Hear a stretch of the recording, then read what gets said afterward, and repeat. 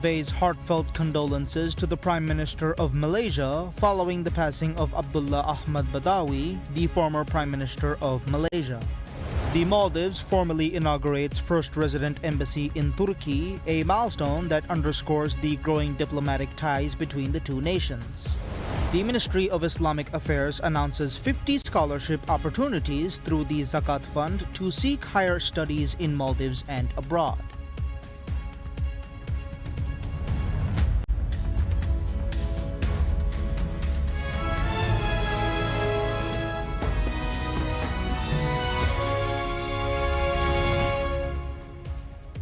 Bismillahirrahmanirrahim. Assalamu alaikum and welcome to PSM News in English with me, Abdullah Ahil. President Dr. Mohamed Muiz has conveyed a message of heartfelt condolences to the Prime Minister of Malaysia, Anwar Ibrahim, following the passing of Abdullah Ahmad Badawi, the former Prime Minister of Malaysia. In his message, President Muiz expressed profound sorrow at the loss, recognizing that the late Abdullah Ahmad Badawi, as a distinguished statesman who dedicated much of his life to public service and the advancement of his nation. He acknowledged the former Prime Minister's steadfast commitment to promoting moderation, national unity, and good governance, along with his significant contributions to Malaysia's economic development. The President also conveyed the solidarity of the government and the people of Maldives with the people of Malaysia during this time of mourning. He extended sincere sympathies to the government and the people of Malaysia, particularly to the family of the late former Prime Minister.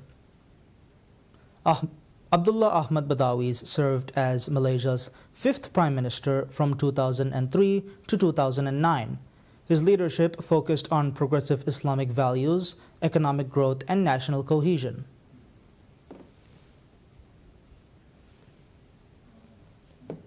The Saudi Fund for Development, SFD, has strengthened its enduring partnership with the Maldives by providing a $18.61 million loan to accelerate the expansion of Valena International Airport.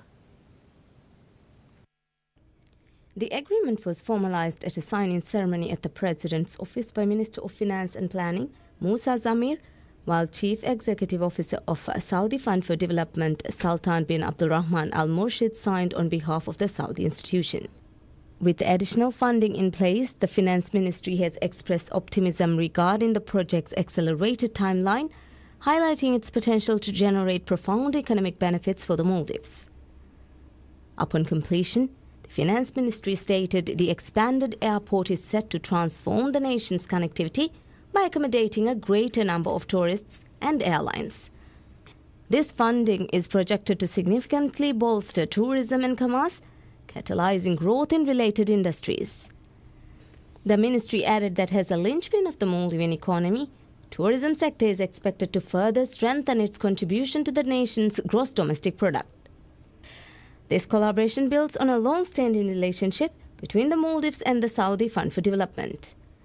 Over the years, the fund has provided more than $470 million in financial support, spanning critical sectors such as transportation, healthcare, housing, and fisheries.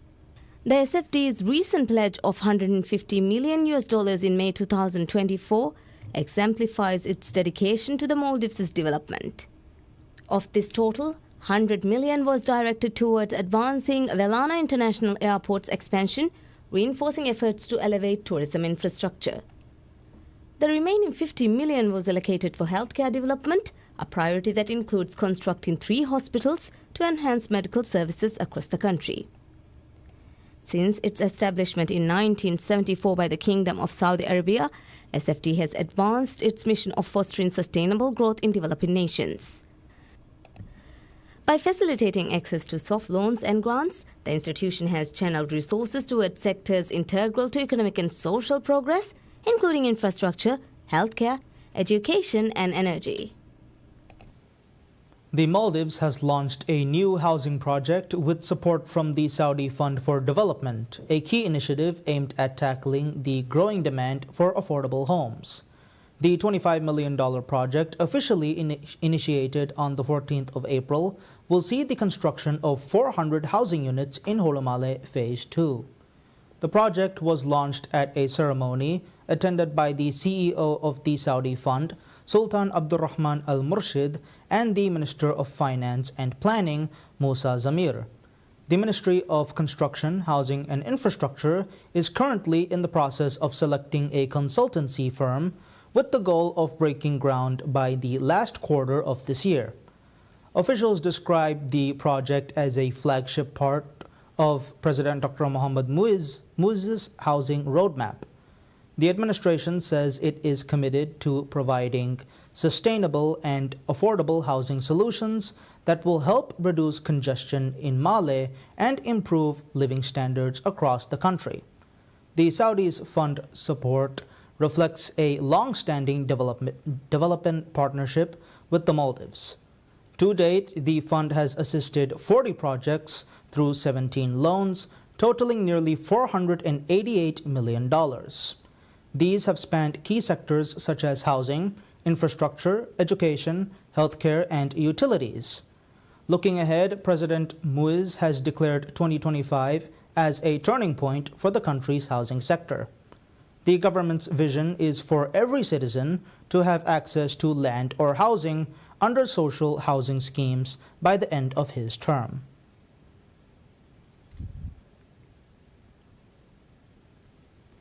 The Saudi Fund for Development has reaffirmed its long-standing commitment to the Maldives, with totaling funding now reaching $488 million. On Monday, the fund's CEO, Sultan Abdulrahman Al Murshid, signed a second additional loan agreement worth $18.6 million to support the expansion of Valena International Airport. Speaking at the signing ceremony, the CEO highlighted that the Saudis' fund's partnership with the Maldives began in 1978, with its first loan supporting the development of the then Male International Airport. Since then, the fund has provided 17 loans across 14 major projects in vital sectors such as transport, healthcare, housing, and fisheries, helping to drive both economic and social development. The Ministry of Finance expressed optimism that the added funding will fast-track the airport's expansion. Once completed, the upgraded facility is expected to accommodate more airlines and tourists, significantly boosting tourism, trade, and job creation in related sectors.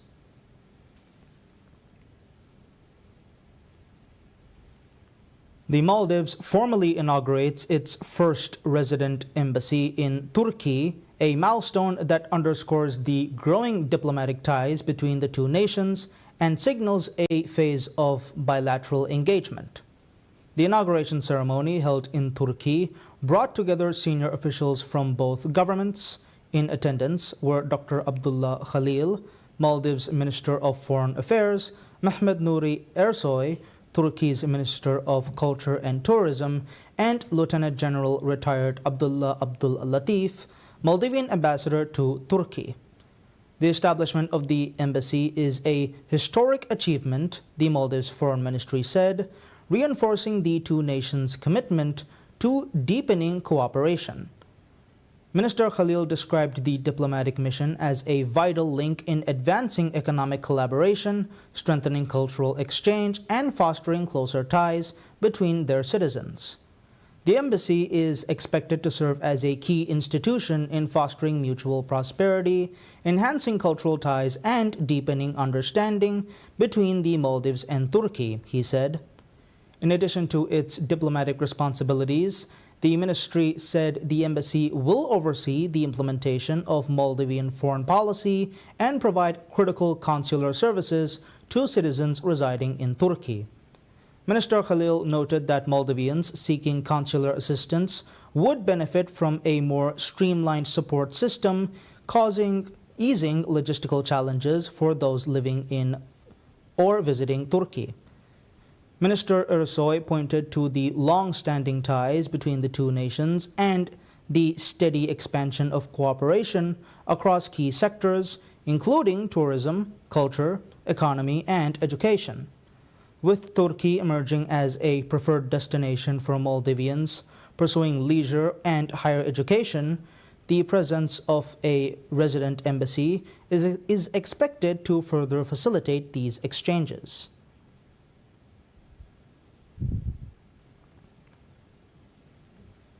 The Ministry of Islamic Affairs announces 50 scholarship opportunities through the Zakat Fund to seek higher studies in Maldives and abroad.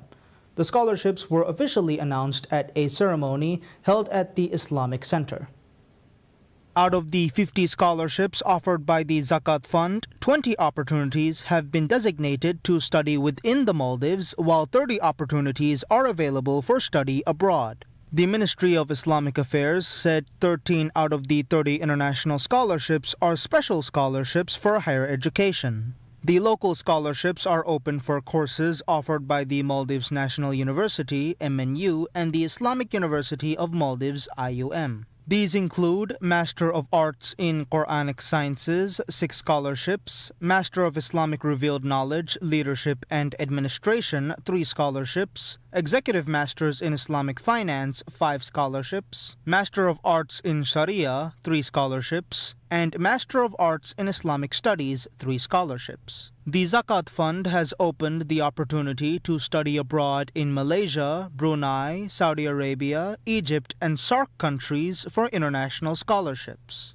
While 17 opportunities have been opened for study in Malaysia and Brunei, the opportunity is open to study at International Islamic University Malaysia, IIUM, University Saints Islam Malaysia, USIM, International Center for Education in Islamic Finance, INCEIF, and University Brunei Darussalam, UBD. 2 degree opportunities, 6 masters, and 9 PhD opportunities are available from Malaysia and Brunei. Meanwhile, 13 special scholarships are available from Al-Azhar University in Egypt, Medina University in Saudi Arabia, Qasim University, Al-Qura University, Abha University, and King Abdul Aziz University, as well as in selected SAARC countries. A total of 100 students have been awarded scholarships to train as professional accountants. The scholarships were awarded at a special ceremony held at the Central Auditorium of the Maldives National University, MNU, by Minister of Higher Education, Labor and Skills Development, Dr. Ali Haider Ahmed. The ceremony was attended by officials of the ministry and the Institute of Chartered Accountants of the Maldives. Speaking at the ceremony, Minister Haider said one of the most important objectives of the ministry is to build local capacity in the fields traditionally dominated by foreign workers.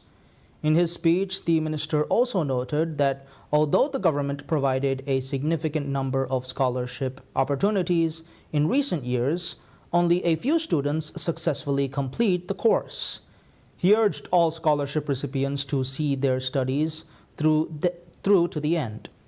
The scholarship recipients said that these scholarships are beneficial and will lead to many opportunities for their professional futures. The Institute of Chartered Accountants of the Maldives will provide technical assistance to the scholarship recipients. According to the Institute, over 500 similar scholarship opportunities have been offered in the accounting field in recent years, including this year's opportunities.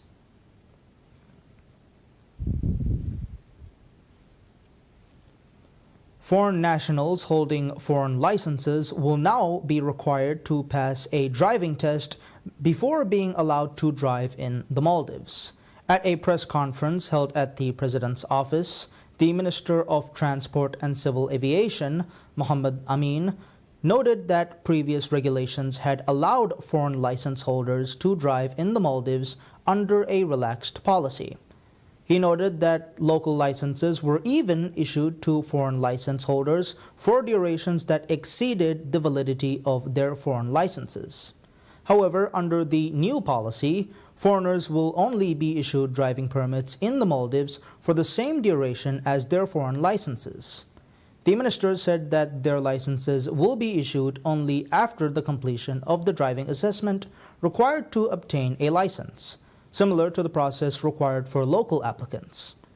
The former government decided to issue permanent licenses without an assessment to those who held valid licenses issued by countries recognized by the Ministry of Transport. Over 20 countries were included in the list of countries which did not require additional assessment.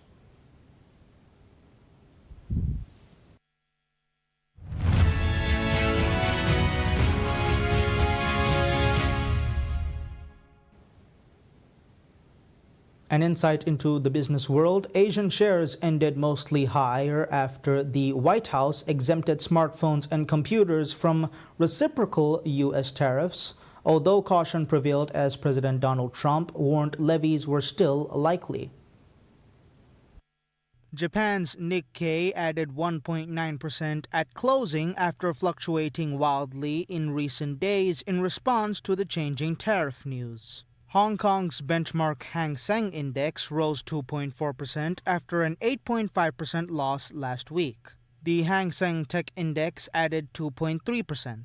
China's blue-chip CSI 300 index climbed 0.2%, while the Shanghai Composite Index had gained 0.8% by the close after losing 2.9% and 3.1% last week, respectively. Taiwan's benchmark stock index erased over 2% initial gains to finish marginally lower. President Lai Ching-te said on Monday Taiwan's first phase of tariff talks with the United States went smoothly, and the government hopes to take this challenge as an opportunity to promote a new Taiwan plus the United States layout for trade. Residents in Taipei said they have felt some impact from the recent stock market fluctuations. Uncertainties about tariffs have spewed significant volatility in markets across the globe since they were unveiled by the Trump administration on April 2nd.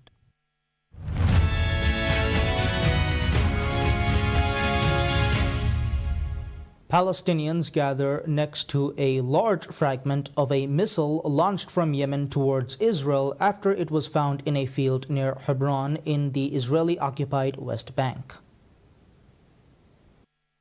The Israeli military said on Sunday an attempt to intercept an incoming missile launched from Yemen was likely successful after air raid sirens sounded across Israel and Jerusalem. There was no immediate claim of responsibility. Sirens could be heard in Jerusalem around 6:16 local time or 3:16 GMT. The military had initially said 2 missiles were believed to have been launched from Yemen, but shortly afterwards said only 1 had been fired. Yemen's Iranian-backed Houthi movement has launched missiles and drones at Israel since the current war in Gaza began in 2023, saying it was acting in support of Palestinians.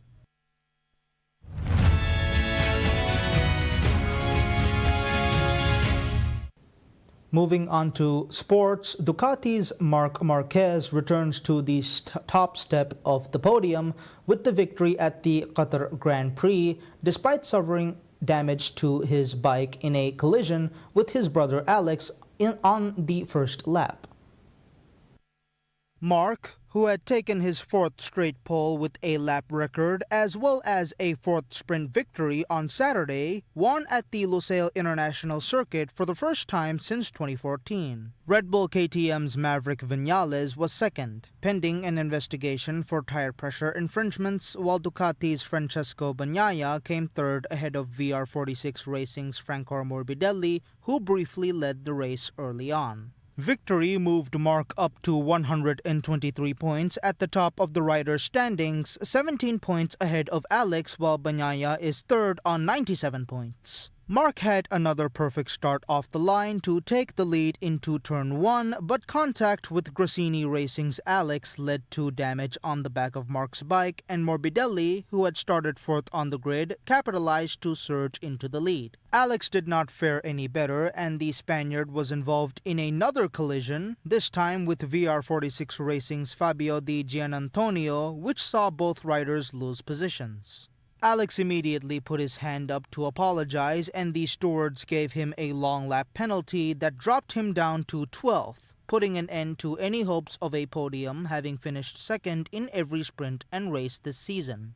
Bagnaia and Mark then swapped positions while battling for second, using each other's slipstream to overtake, while Viñales on the Red Bull KTM also moved up to third. But Mark was clearly struggling without one fin and another flapping loosely in the wind as Viñales outbraked the six-time champion at turn 1 to take second place. Viñales then set his sights on Morbidelli, and the KTM rider took the lead on the main straight with 12 laps left, while Mark and Bagnaia also found their way past the yellow VR46 bike. Defending MotoGP champion Jorge Martin was competing in his first race of the season after returning from injuries, but the Aprilia rider went down at the curb on turn 11 and did not finish. Up front, Mark finally regained the lead for the first time since lap 1 when Viñales ran wide and allowed his compatriot to move up a place with 7 laps left. That was all Mark needed in the business end of the race, as he decided there was no more need to conserve his tires, setting back-to-back fastest laps to open up a gap on Viñales before cruising to the checkered flag.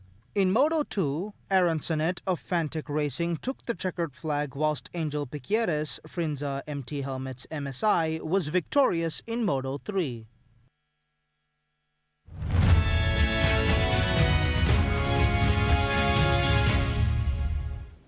The largest fancy vivid blue diamond ever to come to auction, the Golconda Blue, was on display at Christie's in New York City.